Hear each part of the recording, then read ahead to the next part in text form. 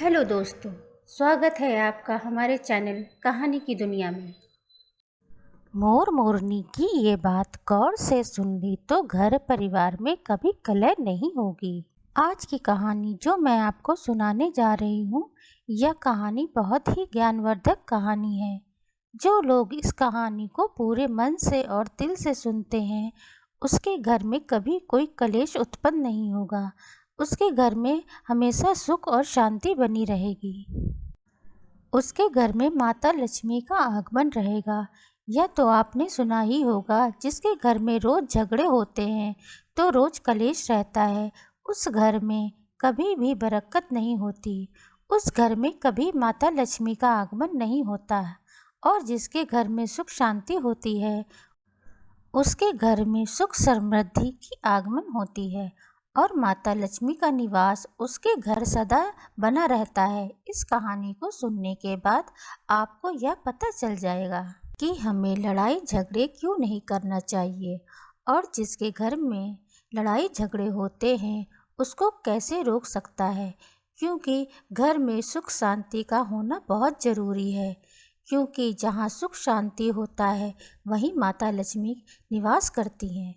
यह बहुत ही ज्ञानवर्धक कहानी है, इसे ज़रूर सुने। कहानी है एक मोर और मोरनी की। इससे पहले कि आप हमारी कहानी में खो जाए, चैनल को सब्सक्राइब करना ना भूलिए। चलिए कहानी शुरू करते हैं। एक जंगल में एक मोर और मोरनी रहती थी। मोर और मोरनी बहुत ही हंसी खुशी जंगल में रहा करते थे। एक दिन मोरनी मोर से कहती है कि पिया जी, हमें यहाँ से चलना चाहिए। हमें वहाँ चलना चाहिए जहाँ हमारे समाज के लोग रहते हैं। मोर कहता है, हम वहाँ चलेंगे तो लड़ाई झगड़े होंगे।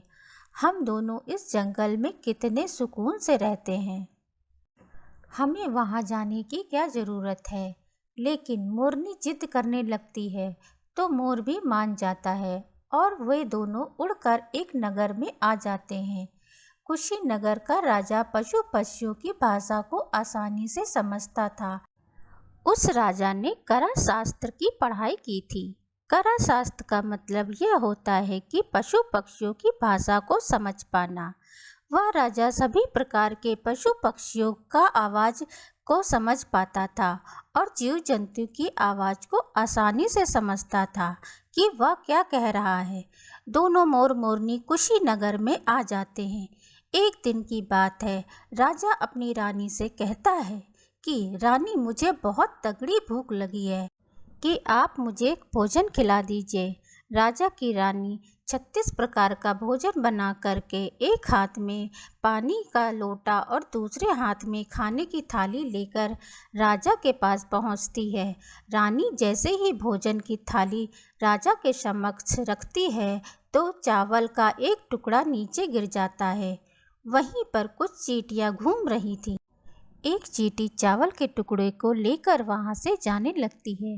राजा बैठा इस घटना को देख रहा था और चींटी के पास में तुरंत एक बड़ा चींटा आता है और वह चींटा चींटी से कहता है, यह चावल का टुकड़ा मुझे दे दीजिए और पूजा की थाली से दूसरा चावल का टुकड़ा लेकर आओ। उनकी बातों को राजा पूरी तरह से सुन रहा था, क्योंकि राजा जानवर पशु पक्षियों की भाषा को समझ सकता था। तो राजा वहीं बैठा सुन रहा था कि चींटा चींटी से यह बातें कह रहा है। चींटी चींटा से कहती है कि नहीं, मैं नहीं जाऊंगी। अगर यह बात राजा को पता चल जाएगी तो राजा मुझे मार देगा। फिर चींटा चींटी से कहता है कि तुम जाओ, राजा को नहीं पता चलेगा। चींटी फिर जाने की कोशिश करती है, लेकिन आधे रास्ते में वापस चली आती है और चींटा से कहती है, नहीं, मैं नहीं जाऊंगी। हो सकता है राजा को पता चल जाए और मुझे मार दे। राजा उन दोनों को देख रहा था तो चींटा को इस बात का भान हो जाता है कि राजा हमारी बात को समझ रहा है। फिर से कहता है कि देखो, लगता है राजा हमारी बात को समझ रहा है। राजा ने हमारी बातों को सुन लिया है, इसीलिए वह भी देख रहा है। चींटी चींटा से कहती है, अगर राजा ने हमारी बात को सुन लिया तो अगर यह बात राजा ने किसी और को बताया तो उसी समय पत्थर का बन जाएगा। राजा चींटा और चींटी की बातों को बखूबी सुन लेता है और समझ लेता है। राजा राजा इस बात को सुनकर हंसने लगता है। जैसे ही राजा को हंसी आती है, उधर से राजा की रानी रसोई से बाहर आती है। वह जैसे ही रसोई से बाहर निकलती है, उसे राजा हंसता हुआ दिखाई देता है। रानी राजा को हंसते हुए देखकर सोचने लगती है कि शायद मुझसे कोई गलती हुई है, इसीलिए राजा साहब हंस रहे हैं। रानी राजा के पास आती है और कहती है, महाराज, क्या मुझसे कोई गलती हुई है कि आप इतनी जोरों से हंस रहे हैं? राजा रानी से कहता है कि नहीं नहीं, ऐसी कोई बात नहीं, मुझे बस यूं ही हंसी आ गई। रानी जिद करने लगती है और कहती है, आपको मुझे बताना पड़ेगा कि आप क्यों हंस रहे थे। राजा बार बार मना करता है, क्योंकि राजा को पता था कि चींटी ने कहा है कि अगर मैं चींटी वाली बात किसी को बताऊंगा तो मैं पत्थर का बन जाऊंगा। इसीलिए राजा रानी को यह बात नहीं बताना चाहता था। लेकिन रानी बार बार जिद करती है और कहती है कि आपको मुझे बताना ही पड़ेगा कि आप क्यों हंस रहे थे। अगर आप मुझसे सच्चा प्रेम करते हैं, अगर आप मुझे अपना बात समझते हैं, तो आपको यह बताना पड़ेगा कि आप क्यों हंस रहे थे। अब राजा बड़ा ही धर्म संकट में पड़ जाता है। राजा सोचता है, यह बात रानी को बताऊंगा तो मैं पत्थर का बन जाऊंगा, और फिर सोचता है और मैं नहीं बताऊंगा तो रानी का विश्वास खत्म हो जाएगा। रानी बहुत जिद करने लगती है। कहते हैं ना, 13 हट और 12 हट बहुत तगड़ी होती है। इन दोनों हट से बच के रहना चाहिए। रानी के 13 हट के सामने राजा को झुकना पड़ता है और राजा रानी से कहता है कि ठीक है, अगर यह बात मैं आपको बताऊंगा तो बाद में आपको पछताना पड़ेगा। रानी कहती है कि अभी तो आप कह रहे थे कि कोई बात नहीं, अब आप कह रहे हैं कि मुझे पछताना पड़ेगा। रानी कहती है कि ज़रूर कोई तगड़ी बात है, और रानी को और ज़्यादा जिद करने लगती है। तब राजा कहता है कि ठीक है, अगर आप नहीं मान रही हैं तो चलिए, मैं किसी जंगल में यह बताऊंगा। राजा रानी रथ पर सवार होकर जंगल के लिए निकल जाते हैं। जैसे ही घनघोर जंगल में पहुंच जाते हैं, तब राजा रानी को सारी बातें सुनाने लगता है। जैसे ही राजा थोड़ी थोड़ी बात रानी को सुनाते गया और राजा धीरे धीरे पत्थर का बनता गया। जैसे राजा आधी बात रानी को सुनाई, राजा आधा पत्थर का हो गया। राजा फिर रानी से कहता है कि मैं धीरे धीरे पत्थर का बनता जा रहा हूँ, बाद में बहुत पछताओगे। रानी कहती है कि हे राजा साहब, थोड़ी सी बात बची है, आप उसे भी सुना दीजिए। राजा पूरी बात बता देता है और राजा पूरा पत्थर का बन जाता है। रानी के जिद के कारण राजा पूरा पत्थर का बन जाता है। रानी के जिद के कारण राजा पूरा पत्थर का बन जाता है। रानी रोने लगती है। रानी उस पत्थर को हिलाने की कोशिश करती है, लेकिन भारी भरकम पत्थर कैसे हिला पाती, क्योंकि राजा बहुत भारी था। राजा पत्थर का बन जाता है और उधर रानी सर पटक कर रोती है, छाती पीटती है, विलाप करती है और किसी जीव जंतु से सहायता के लिए गुहार करती है। इस सब कहानी को मोर मोरनी देख रहे थे। रानी को देखकर मोर और मोरनी को दया आ जाती है। मोर मोरनी से कहता है कि यह होता है 13 हट। आपके इस 13 हट की वजह से हम जंगल में कितना खुशी खुशी रह रहे थे, वहाँ से हम यहाँ चले आए। मोरनी मोर से कहती है कि प्रिय, यह रानी बहुत दुखी हो रही है, हमें इसकी सहायता जरूर करनी चाहिए। यह कितना विलाप कर रही है, हम ज़्यादा से सहायता नहीं कर सकते, लेकिन कम से कम इसको धीरज तो दे ही सकते हैं, यानी इसको विश्वास तो हम दिला ही सकते हैं। यही सोचकर मोर और मोरनी उस रानी के पास जाते हैं और जाकर रानी से कहते हैं कि रानी साहिबा, जो हुआ वो गलत हुआ, लेकिन आप जरा धीरज रखिए, अपने आप को थोड़ा संभालिए। आपके पीछे पूरा राज्य है, राजा तो पत्थर का हो चुका, अब आपको राज्य का कारोबार आपको ही संभालना है।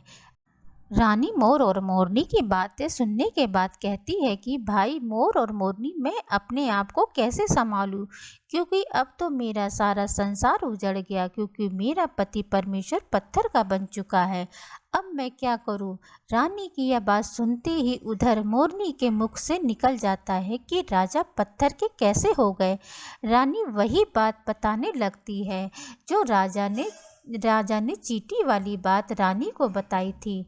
रानी वही बात मोर और मोरनी को बताने लगती है और रानी भी धीरे धीरे करके पत्थर की बन जाती है। और जब रानी पत्थर की हो जाती है और राजा तो पत्थर का हो ही चुका था, जब दोनों पत्थर के हो जाते हैं, उधर मोर मोरनी को चिंता सताने लगती है, हम पर भी संकट आ सकता है। मोर मोरनी को यह बात सताने लगती है कि हमें भी पत्थर के ना बन जाएं, क्योंकि राजा भी उसी चींटी वाली बात से पत्थर का हो चुका था और रानी भी उसी चींटी वाली बात से पत्थर की हो चुकी थी।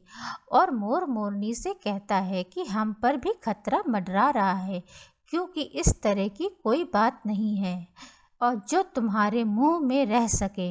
मोरनी कहती है यहाँ से हम दूर चले। मोर कहता है दूर जाने से क्या फ़ायदा, धरती के किसी भी कोने में हमारा पीछा नहीं छूटेगा, यह खतरा तो हमेशा हमारे ऊपर मंडराता रहेगा। अगर जाने अनजाने में भी हमारे मुंह से निकल गई तो हम भी पत्थर के बन जाएंगे। इसी बात को लेकर मोर और मोरनी बहुत दुखी हो जाते हैं। रात दिन यही सोचकर ना भोजन करते और ना चैन से सोते। बस रात दिन उनको यही दुख सताता, कहीं हमारे मुख से निकल न जाए। यदि हमारे मुंह से यह बात भूल कर भी निकल गई तो हम दोनों पति पत्नी पत्थर के बन जाएंगे। यही सोचकर और दिमाग लगाया कि यदि सारी चींटियों को ही ख़त्म कर दूं तो यह सब खत्म हो सकता है, क्योंकि सारा करा धरा चींटियों का है। मोर मोरनी से कहता है यदि सारी चींटियों को ही खत्म कर दूं तो यह सब खत्म हो सकता है, क्योंकि सारा करा धरा चींटियों का है। मोर मोरनी से कहता है अगर हम दृष्टि से सभी चींटियों को खत्म कर दे तो यह सब संकट समाप्त हो जाएगा। मोर मोरनी इस बात से राजी हो जाते हैं और सभी चींटियों को मारकर खाना शुरू कर देते हैं। मोर और मोरनी का आतंक हो गया था। सभी चींटियों डर के मारे बिल के अंदर जाकर छिप गई। मोर और मोरनी ऐसी निगरानी रखते और कहीं भी चींटी दिखती तुरंत दबोच लेती। कोई भी चींटी मोर और मोरनी की इस आतंक की वजह से बाहर नहीं आते थे। सभी चींटियों ने जमीन के अंदर अपना बिल बनाना शुरू कर दिया और जमीन के अंदर ही जाकर बैठ जाती। काफ़ी समय बीतने के बाद चींटियों को भूख सताने लगी, क्योंकि भोजन तो बिल में मिलता नहीं, भोजन तो बाहर मिलता है।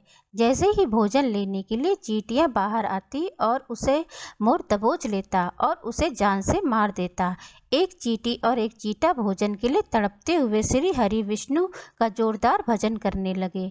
भक्ति करते करते उन्हें ये भी मालूम नहीं था कि वह कहाँ है कहाँ नहीं है। वह घनघोर तपस्या में लीन हो गए। अंत में जाकर श्री हरि विष्णु उन्हें दर्शन देते हैं और भगवान विष्णु कहते हैं कि चीता और चींटी, जो तुम्हें मांगना है मांग सकते हो, हम तुम्हारी भक्ति से प्रसन्न हैं।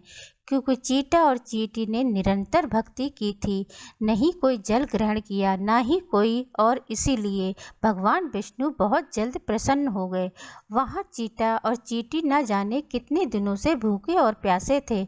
दोनों एक ही बात कहते हैं कि हे प्रभु, अगर आप हमें वर देना चाहते तो हमारे पेट में गांठ लगा दीजिए। उन्होंने सोचा अगर हमारा पेट नहीं होगा तो हम बाहर क्यों जाएंगे और मोर मोरनी हमें नहीं खाएंगे। इसीलिए उन्होंने मांगा कि हे प्रभु, हमारे पेट में गांठ लगा दीजिए। भगवान विष्णु कहते हैं तथास्तु, और चींटियों के पेट में गांठ लग जाती है। आज भी उन चींटियों के पेट में गांठ लगी हुई है। चींटी अब उनके पेट नहीं। फिर भी चीता और चींटी भगवान विष्णु से कहते हैं कि हे प्रभु, हमारे पेट में गांठ तो लग गई, लेकिन अभी भी हमें मोर मोरनी से खतरा है और वे लोग जैसे ही हमें देखेंगे हमें मार देंगे। भगवान विष्णु चीता और चींटी को मोर के सामने लाते हैं। भगवान विष्णु मोर और मोरनी से कहते हैं कि अब तुम चींटियों का शिकार करना बंद कर दो। इसमें चींटियों का कोई दोष नहीं है।